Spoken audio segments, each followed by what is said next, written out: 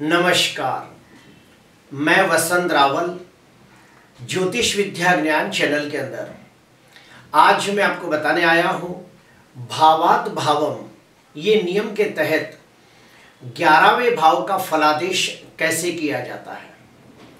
सबसे पहले मैं आपको बताना चाहता हूँ कि भावात भावम ये नियम होता क्या है। तो सुनिए, जन्म कुंडली के अंदर हर भाव का अपना एक सहायक भाव होता है, हर भाव का अपना एक प्रतिरूप होता है, हर भाव का अपना एक सूक्ष्म रूप होता है, हर भाव का अपना एक प्रतिबिंब होता है। और हम लोगों को जब किसी भाव के बारे में गहनता से अध्ययन करना होता है तो उस भाव के साथ साथ उसके सहायक भाव को भी देखना होता है, अर्थात मुख्य भाव और उसका सहायक भाव, ये दोनों भाव की स्थिति को देखने के बाद हमें पता चलता है कि ये भाव कितना शुभ फल देगा, अच्छा फल देगा या नहीं देगा। और गहराई में जानते हैं, मान लो कि हमें किसी व्यक्ति की कुंडली के अंदर 11वें भाव का अध्ययन करना होता है और हमें जानना होता है कि ये व्यक्ति को बड़े भाई बहनों का सुख कैसा प्राप्त होगा, इसे अपने कार्य क्षेत्र के अंदर कितना लाभ होगा, इसके मित्र कैसे होंगे। तो ये सारी जानकारी हासिल करने के लिए हम लोगों को सबसे पहले 11वें भाव का अध्ययन करना होता है। उसके बाद 11वें भाव से 11वां भाव अर्थात नवम भाव, भाग्य भाव, तो ये नवम भाव 11वें भाव का सहायक भाव हुआ, अर्थात ये मुख्य भाव और ये उसका सहायक भाव। तो ये दोनों की स्थिति देखने के बाद हमें पता चलता है कि 11वां भाव कैसा फल देगा। अभी मैं आपको बताना चाहता हूं कि भावाद भावम नियम के तहत 5 अलग अलग नियम है, जिसमें से पहला नियम यह कहता है कि मुख्य भाव शुभ स्थिति में हो और उसका सहायक भाव भी शुभ स्थिति में हो तो मुख्य भाव का 100% अच्छा फल प्राप्त होता है। एग्जाम्पल लेते हैं कि कर्क लग्न की कुंडली के अंदर 11वें भाव के अंदर चंद्र उच्च का होकर बैठा है और 11वें भाव का स्वामी ग्रह शुक्र ये सहायक भाव के अंदर उच्च का होकर बैठा है। अभी 11वें भाव से 11वां भाव यानी कि नवम भाव को देखते हैं। नवम भाव की क्या स्थिति है, तो नवम भाव के अंदर शुक्र उच्च का होकर बैठा है और भाग्याधिपति गुरु उच्च का होकर अपनी नवम दृष्टि से खुद अपनी स्वराशि को देख रहा है। तो इस कुंडली के अंदर मुख्य भाव भी बलवान हो गया और उसका सहायक भाव भी बलवान हो गया। तो निश्चित तौर पे 11वें भाव का बहुत अच्छा फल प्राप्त होगा और ऐसे व्यक्ति को अपने कार्य क्षेत्र के अंदर उत्तम कक्षा का लाभ होगा। बड़े भाई बहनों के साथ रिश्ते बहुत मधुर होंगे, बड़े भाई बहनों के द्वारा बहुत अच्छा लाभ होगा और ऐसा व्यक्ति कम मेहनत से ज्यादा बुद्धि का उपयोग करके बहुत अच्छा धन कमाता है और धनवान, यशवान, कीर्तिवान होता है। भावाद भावम का दूसरा नियम ये कहता है कि मुख्य भाव बलवान हो और उसका सहायक भाव कमजोर हो तो क्या होगा। तो मुख्य भाव से मिलने वाला जो फल है उसमें 15 या 20% की कमी आ जाएगी। क्यों? क्योंकि सहायक भाव कमजोर है। एग्जाम्पल के साथ समझते हैं कि सिंह लग्न की कुंडली है और लग्नाधिपति सूर्य खुद 11वें भाव में बैठा है।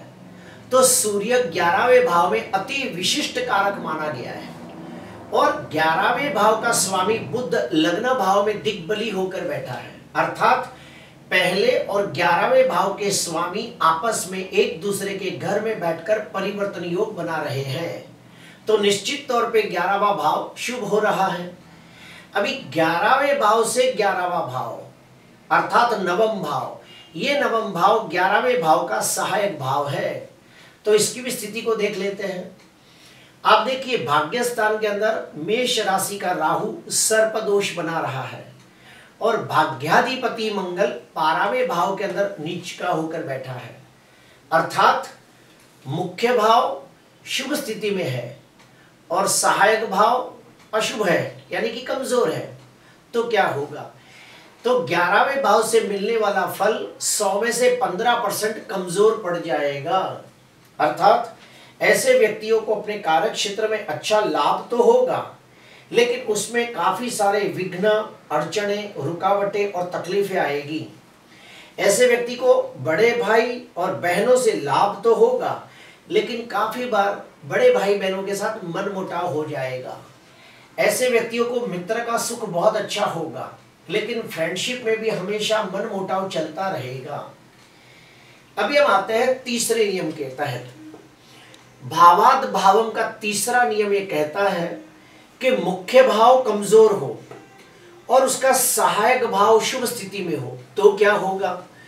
तो 100 में से सिर्फ 15 और 20% ही अच्छा फल मिलेगा, 80% फल अच्छा नहीं मिलेगा। एग्जाम्पल के साथ समझते हैं कि धनु लग्न की कुंडली के अंदर लाभाधिपति शुक्र 10वें भाव के अंदर नीच राशि में निर्बल होकर बैठा है, तो निश्चित तौर पे लाभ स्थान कमजोर हो गया। अभी 11वें स्थान से 11वां स्थान यानी कि नवम भाव, ये नवम भाव ये 11वें भाव का सहायक भाव है, तो इसकी भी स्थिति को देख लेते हैं। भाग्याधिपति सूर्य उच्च का होकर पंचम भाव में बैठा है, तो ये बहुत अच्छा फल देगा। और लग्नाधिपति गुरु भाग्य स्थान में बैठा है, तो निश्चित तौर पे ये दोनों की मदद से भाग्य स्थान शुभ हो रहा है। तो ऐसी स्थिति में सहायक भाव की मदद से 100 में से 15 या 20% फल अच्छा मिलेगा, लेकिन मुख्य भाव कमजोर होने की वजह से 80% फल अच्छा नहीं मिलेगा। क्या मिलेगा? तो सुनिए, ऐसे व्यक्तियों को बहुत मेहनत करने के बाद थोड़ा सा लाभ प्राप्त होगा, बड़े भाई बहनों के साथ रिश्ता होगा, लेकिन नाम पूर्ता होगा।